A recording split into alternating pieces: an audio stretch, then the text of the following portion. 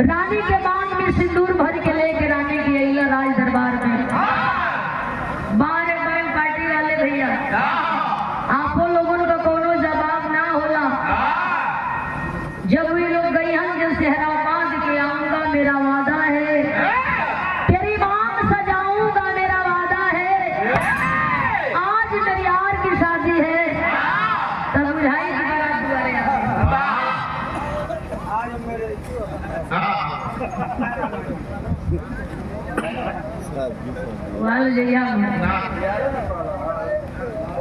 राजा साहब गईला सेहरा बांध के रानी का मांग भर के सिंदूर से लेके अइला प्रतिष्ठानपुर। कुछ दिन बीतल हो, रानी मौज का जीवन जिया ताड़ी। राजा के भी कोनो चिंता नहीं थे, लेकिन प्रजा का लोग परेशान हो। उहे हाल की चिलम चढ़े टोला, उहे हाल राजा की हाल है। राजा रानी के कोनो टेंशन ना रहे, लेकिन प्रजा की लोगन के टेंशन ये बात पर रहे कि धीरे धीरे 4 साल का दिन बीत गई। आज ले नरनिया माई बनल न राजा बाप। बुझा था कि संतान का प्राप्ति ना को कोई हो। राजा साहब गईला अपने रानी से कहला, ए रानी कुछ दिन से हमारी ऊपर प्रजा का लोग हंसता, हमारे ऊपर लोग शक करता, शंका लोग करता। लोग कहता है कि 4 साल हो गए बियाह कैले, न रानी माई बनल न राजा बाप बनलो। रानी हंसली ठठा के कहली कि सुनल जला सबको कोई जला अपन वाली। आप हमार मर्जी ना रहल, प्रजा के लोग मजाक बनौला, विचार होई तो जरूर बेटी या बेटा मालिक दे दी हम। राजा कहला कि विचार का तू बात का करो तड़ू, विचार बन वही के वही। रानी कहली चली आपका हमार मर्जी होई तब बेबी प्लान कई जाई। ओही दिन सबका मुंह बंद कई जाई, सब लोग चुप हो जाई जे जे हंसता। आखिरकार ये राजा रानी कैला, राजा रानी मिल के बेबी प्लान कैला। अब कहा था वो घर थोड़ी का ऐसे ऐसे का करो।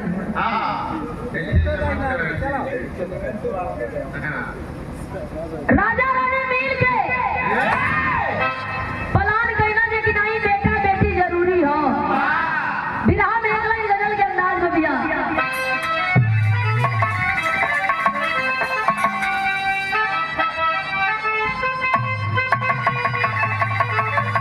अरे मैं नाजे हुस्न तू मेरा एहतराम करो, जवानी नाम है मेरा मुझे सलाम करो।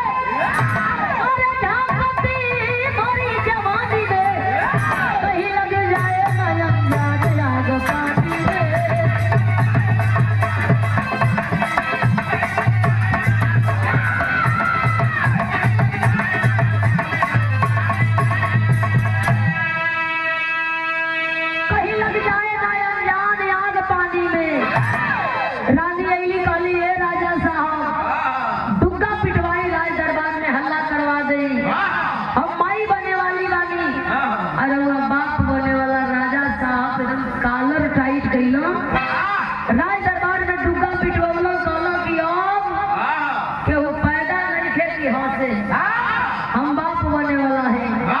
प्रजा का लोग सुनल बड़ी खुश लोग भई जाए तो अब्बो से तो राजा के घरों में बेटी चाहे बेटा की किलकारी जूझी हीरा मोती राजा लुटई हम ए भैया अमरी पर दिन रानी गिने 4 महीना 6 महीना तौले निराई 9वां महीना राजा साहब घरवा में सोहर गवावे दोनों हाथे मिठाई बांटे लड्डू बांटे सोना चांदी हीरा मोती जवरात लुटावे 9वां महीना पूरा भइल प्रसव पीड़ा सही के रानी एगो बेटा के जन्म दिहली। बेटा पैदा भइल हो भैया लेकिन बेटवा में कमी बा। बड़ा कुल नक्षत्र होला कौन कौन का बोला बोला कुछ ना आवत तो कह दे एगो करनी होला एगो वर्षनी होला। वाह बोला नक्षत्र बोला हम नक्षत्र पूछत ही तो हमसे ताकत वाह वो नहीं पता कैसे है सदा होला बुलाई गए छमाई को हवे ना देला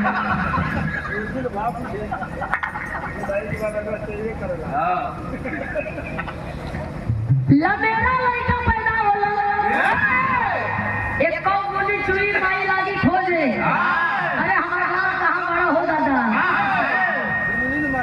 मारे क्यों एक आध गऊ होला 27 जो लगा झकईबा तो बियाह में बड़ी अड़चन होला आ एक आध गऊ होला या तो माई मुही नहीं बाप नहीं लड़का आ तीनों बचिया तो जरूर कोनो एगो मां पर होई राजा साहब का लड़का भइल लेकिन श्रापित पैदा भइल ओकरा में लेकिन रहल घरवा में जतना मेहरारू बाड़ी चीख चिल्ला के लगली भागे रे बाप होगा राजा का बेटा आई दुर्गा से पश्चात बा राजा कब कहो घरवा में से रुवाई आवत बा बेटा भइल की बेटी के हम आवाज काम तक आवत बा तब सेवा करी से कि जाओ राजा अपने अखिए से देख लो भइल समा लड़का लेकिन वो 50 मीटर दूर से बरसात का जना जाए कि तोहरे बेटा हो राजा गइलो विश्वास ना हो था देखा तू बेटा तो पैदा भइल लेकिन बड़ा विचित्र बा ओकरे देह से बदबू आवता ओकरे देह पे चोइटा बा चोइटा कैसा रहल कैसा हो जैसे कीड़ा की देह को होला ओकरे देहिया से बदबू आवे जैसे कीड़ा जब केचुल छोड़ेला या रास्ता धक जाई महक जाई बसा जाई ओकरे देहिया से बदबू आवता राजा साहब का बारे हाथ धइला रोवत हुआ अपने किस्मत के कोसत हुआ रानी होश में आईली रानी अपने मन के समझावे मनावे करेजा पाथर कैली लेकिन कोसे कहे काहे भगवान ये जरूरी रहल कौना कर्म में चुकल हली बेटा हमारा ऐसा पैदा हो गई मारल मुआवल जाई पाप का हकदार हो जाई राजा रानी आपसी विचार कैलो ओ बेटवा का पालक पोषण करे लगल धीरे धीरे धीरे धीरे बेटवा सयान भई राजा साहब सोचत हुआ कि एकर नामकरण का करी जबी चोइटा छोड़त बा किरवन खाली एकरे देह से बदबू आवत बा किरवन खाली तो ऐसे बढ़िया बा कि कोनो नाम मत रखे के नगवे कह राजा साहब अपने बेटवा के नगवा नगवा कहे लगल अब उनके सुन के सब प्रजा के लोग नगवा कहे राजा का बेटा नगवा राजा का बेटा नगवा राजकुमार बा लेकिन तनी सा लेकिन खाती ओकर नाम रखाई नगवा सब नगवे नगवे कहे लगल धीरे धीरे सयान भइल 20 वर्ष का उम्र भइल एक दिन अपने बाबूजी से वो बात कहता का कहे नगवा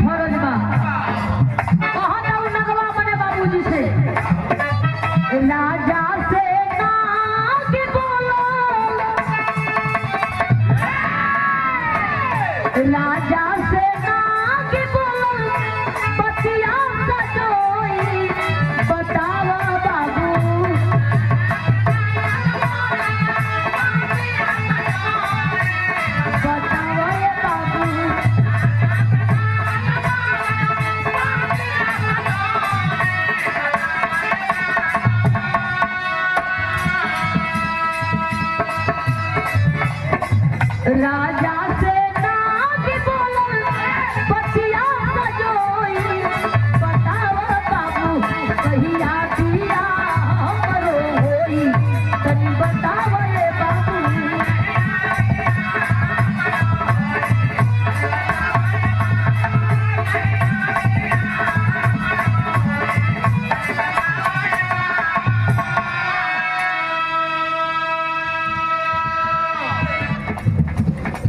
और ये फूल से मुठाहार सादर 500 रुपया देकर के सम्मान किया गया।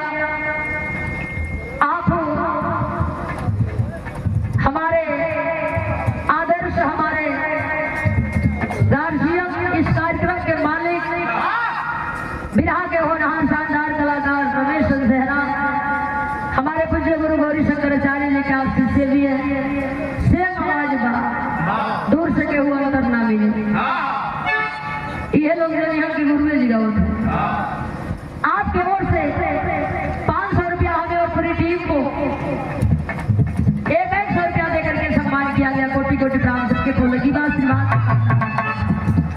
नगवा काला के हमारे बिया करा दो माथे सेहरा मधवा के हमारो मेहरारू लिया दो गलती हमारी खाली थोड़ी कही बनी गलती तुहरो बा मैयो बा हमारो बा तब हमें ऐसा पैदा भइल बनी बहुत आऊ नगवा गलती भइल बा मिलल बा यही सबसे हरा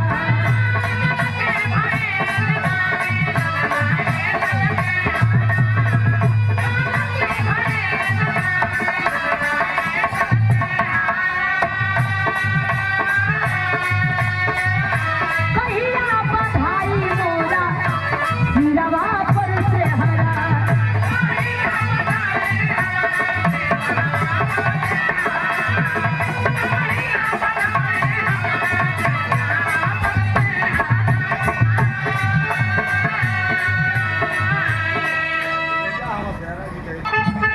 नगवा कहता कि सुनी बियावा हमर करा दी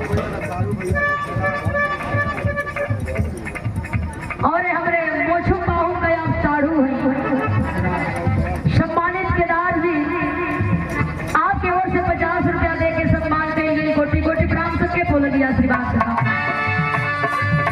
मन में हरारू बिना तरफ के रोई बतावा बाबू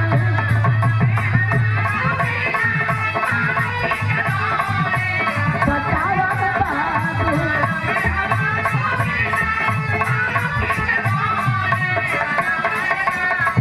कहिया दिया हमरो होई तनी बतावा बाबू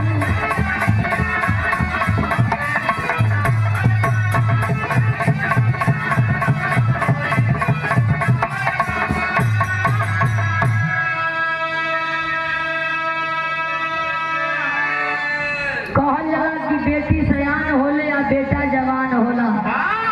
राजा साहब का बेटवा लागल जिद करे बाबूजी हमार बियाहवा करा दो। राजा साहब बैठल सोचत हुवन टेरी का भाव निकल गई।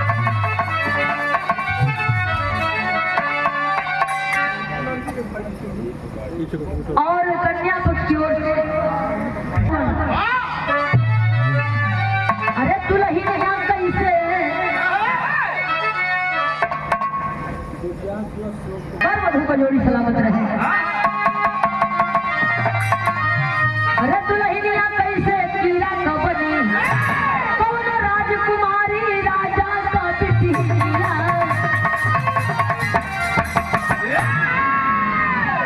बाहर युग बाहर जमाना वो एगो समय रहे जब लाठी से मुट्ठा से लड़का लड़की न पाम बियाह हो जा।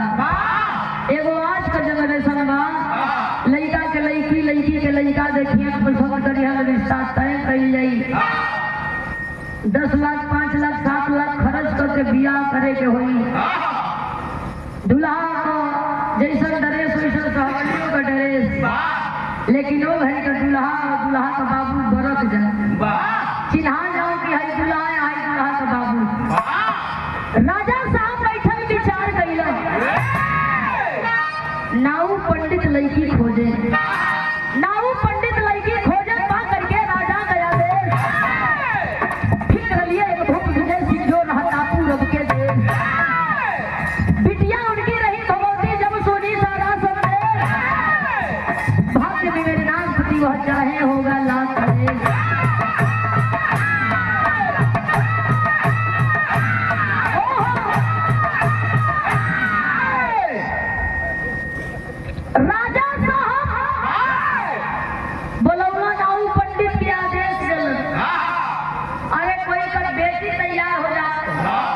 बेटवा का बियाह हो जा।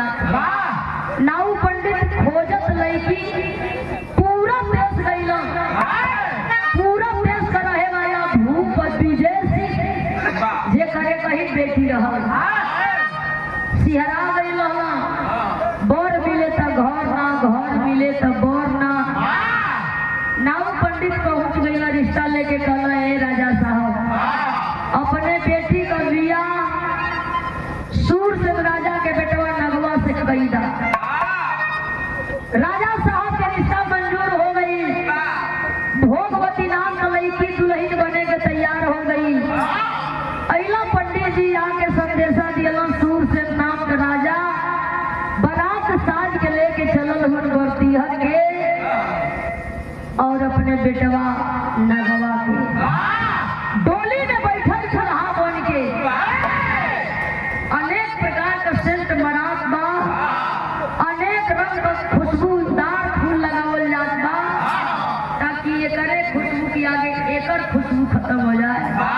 लेकिन एकर देह का बदबू छिपे लाए, एकर देह का बदबू उड़ई बरान आ राजा मरवा में कोबरा बरान बरत जाओ दुनू बैठल डोली में दुल्हा बन के चार कहार डोली उठौला लेके चल दिहलो। पीछे पीछे बारात चलल, गीत लगल कैसे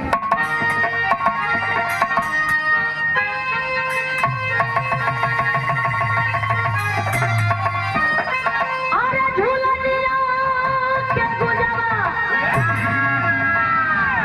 इहे टूटल ये राजा आज मनिया में गड़िया छूटल ए राजा।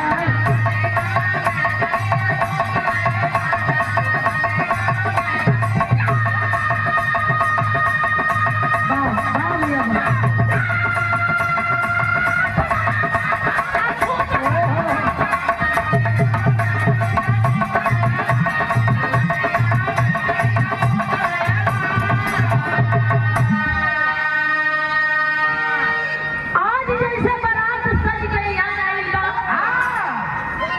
यही का बारात सजल आ राजा साहब ने के बारात चल दिया कैसे।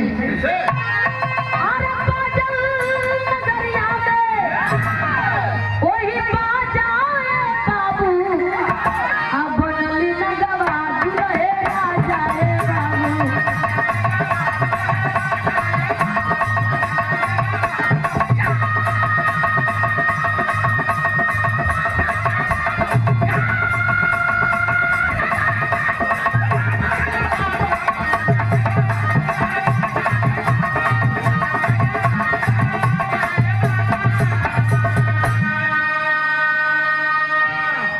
बारात लेके राजा दुआरे पहुंच गई ना। यहाँ बारात आई, बड़ा सम्मान पूर्वक लोग खैला पियला, लोग बैठल हुआ, जयमाल भी होत बा, बिरहा भी होत बा। राजा साहब का बारात दुआरे पहुंचल, माई बहन गीत गारी गावे, पातर खोरिया बहोरा फलाने रामा गईली सुगरी बारात बहिया ध बैठावा पापा ये हमार नगवा दमाद। भूप विजय सिंह राजा साहब बारात लेके गईला, भूप विजय सिंह फूल का माला लेके अइला, या गले में पहिरा दिहला, नगवा के ले जा के वही पीढ़ा पे बैठा दिहला। बैठ के पूरे नगवा ताके अपने रानी के यहाँ रानी गले में माला पहिरे, मांग में सिंदूर भरब आ लेके अपने रानी के जाई चलिए जानी हो। इतना न खुश बा, शास्त्र विधि से बियाह हुई, शास्त्र विधि से होई गई बियाह हो। अरे उठे लहरी माया सागरी अथाह हो।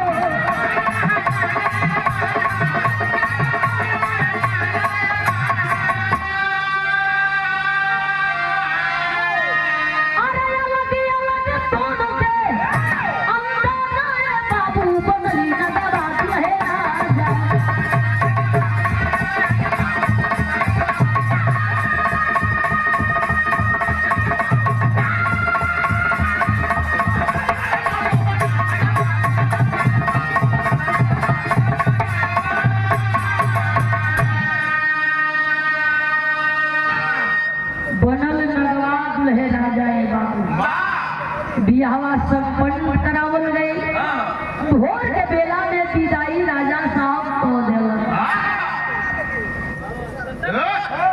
2 मिनट भैया, समाज के खुद जाई 2 मिनट 2 मिनट 2 मिनट सीधा 2 मिनट भैया। ए बाबू बियावा संपन्न भइल, खूब विजय सिंह बरतिया का विदाई कइला, बारात वापस आइल, सूरसेन राजा सबके खिया के विदा कइला, सोना चांदी रुपया पैसा लुटौला। रात का बेला दुल्हन अपने पति का इंतजार करत बा, ओई सुहाग रात के कक्ष में बैठल बिया। ये सपना सजावत बा कि हमार पति यहाँ घूंघट उठैया, चिन्हा जकाड़ी दिहा, कुछ बात विचार होई। लेकिन ये भैया बिया लगवा कइला बड़ा शौक से, रनिया की पल्ले ना गई। धीरे धीरे 1 बजल, रानी रोवत रोवत सुत गई। चुप्पे गई लगवा जाके केवाड़ी का पल्ला खोल के, रानी के बहुत नजर निहारता, खुश बाकी हाय रे हमारी किस्मत, हम कहाँ हमार रानी कहाँ। मुरई चन्ना के जोड़ी हमार रानी कितना सुंदर स्मार्ट बाड़ी। एगो हम बानी कि 50 मीटर दूर से आदमी जान जाला कि राजा का बेटवा लगवाया आवत, रानी की लगे ना जाई। ए भैया झाकत बा पल्ला खोल के, निहार भइल पलवा बंद करके जाई चाहत बा, जे मोहब्बत दूर से महक न जाई। नाक में गई, रनियवा उठ के बैठ गई। अरे अरे अरे राजा आ गईला, लपक के गई, धैला बाई पकड़ के ले जाके बैठा दिला। कलक का हो बाबूजी, लेन देन में कमी कइलो कि हम तुम से ढेर बाउर बानी। 1 बजत हो अबले आप इतना दूरी का है। नगवा काला की जाए तो हो रानी मत कहो, बस ये जाना कि हम आ गईली। रनियवा काला की कहो इतना दूरी का है बनौले बड़ा का बात बा, आज हमके बतावे के होई। नगवा बताओ नहीं थे जहाँ रानी जीत गई, हम पूछत बा रानी पकड़ के भाव।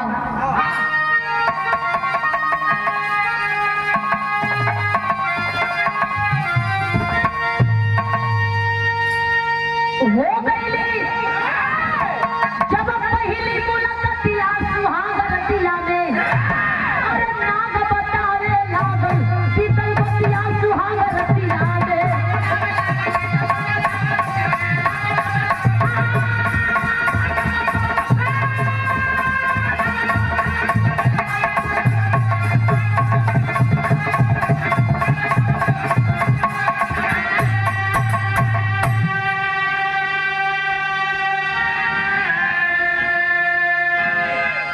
नगवा अपने दुल्हन के बतावत है, ए रानी हमके श्राप लागल बा, हमार देहिया श्रापित ह। पूछलो दुल्हन की कैसन श्राप लागल है, श्राप दिहल के बतावे लगल। लगवा श्राप हमके लागल बा हमारी गलती की वजह से। रानी गलत की ऐसा का पाप कैला, का गलती कैला। नगवा कलश की छोड़ा न रानी जाए तो आज का दिन आऊं जाऊं बतियला से बढ़िया बा कि आम जाऊं ना बतिया के हमारा अपन खाली बात बतियाई। रानी कले विषय पर बात हो गई, विषय का बात करो। इस देह का बदबू आखिर का है, तोरे देह पर चोटा का है, इतना सुघर शरीर बिगड़ गई बा। ऐसा कौन पाप कैले बड़ो ना बतावता। रनियवा रोवे लगल, हाथ जोड़ल, कहला कि सुना सगरी सवाल का जवाब दे देबो तो हम जानब कि हमार मुंह दिखाई हमके मिल गई। का पूछे रानी, अरे करी जोरी नाद से उहे बोलली बातू लही निराशा।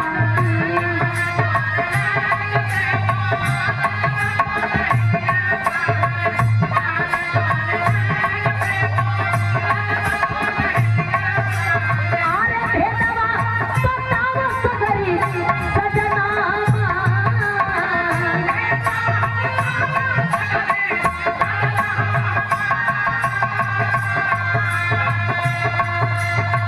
दुल्हन पूछत बा शिवदानी भोले दानी पार्वती की लगे खड़ा रहला हमहू उनके हाथ में कंगन बोल के लपटाई रहली सती शिव के देख के हमसे शिव सती के देख के हमसे हमहू मनली ना शिव सती के देख के मुस्कियात रहला आ सती शिव के देख के गुलाबी गुलाबी मुस्कियात रहली दुनो जानी का हंसलका देख के हम ठठा के हंस देली ए तने बतिया पर गोसिया गइल झटका के फेंकलो हम गिर गइली शराब दिहला रोवे लगली पैरवा पकड़ के का शिव के चरनिया पर हम गिर गइली रनिया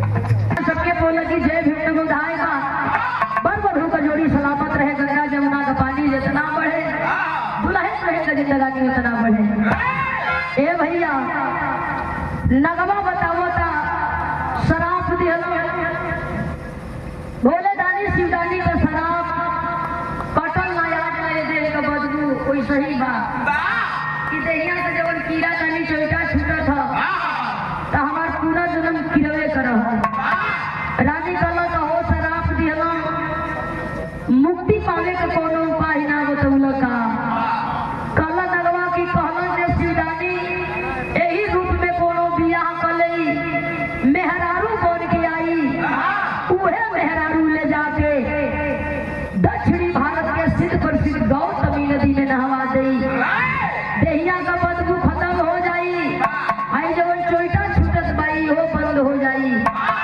इतनी बात जब दुल्हन सुनला हो भैया भोर का बेला में अपने पति लगवा के लेके दक्षिणी भारत के सिद्ध प्रसिद्ध गौतमी नदी के धार में नहवावे बदे पहुंचल बा 4 बज रहल बा लेके वही गौतमी नदी के धार में अपने पति के बोर दिहलस नहवाई के अपने पति के लेके दुल्हन जब बहरे भई चमत्कार भई बका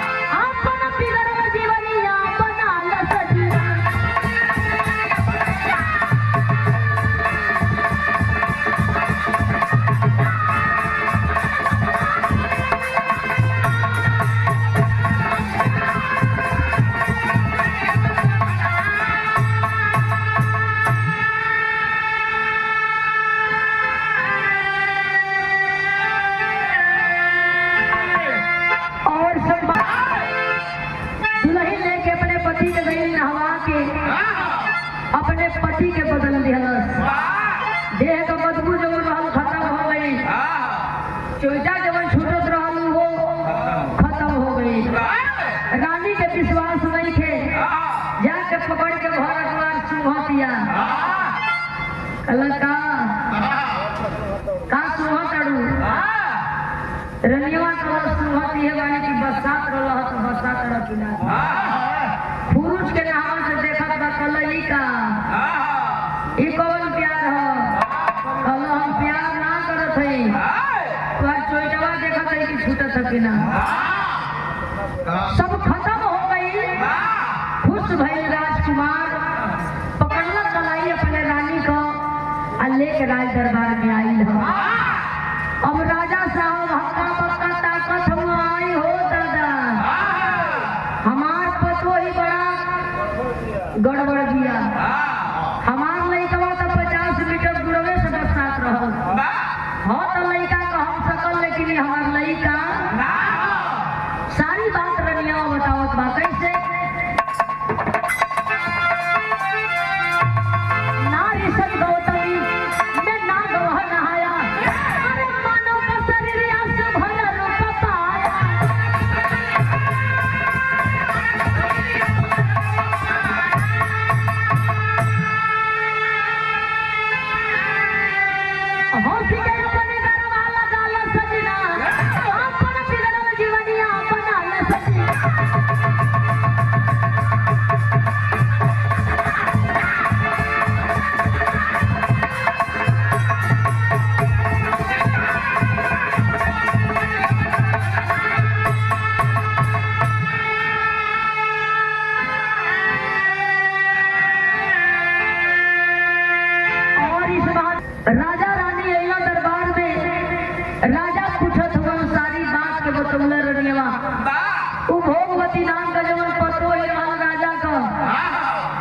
चिंता मत करी, ई आपे कलई का हमार मरद हो। राजा पूछे लगलो, सारी घटना बतौलो, दुल्हन की बात पर विश्वास कैला। राजा डुग्गा पिटवलो दरबार में, कहलन जे कि हमार बेटा अब नगवा थोड़ी है। एक सुंदर राजकुमार दमदम लगा चमकत बा, सुंदर चेहरा, राजा मोहित हो गईला। सिंहासन पर बेटवा के बैठौलो, तिलक लगा के माथे राजा घुस गईला। कहला कि आज के बाद ये हमार बेटवा राजा हमारा आई है, प्रजा के चलाई। लइकवा कहला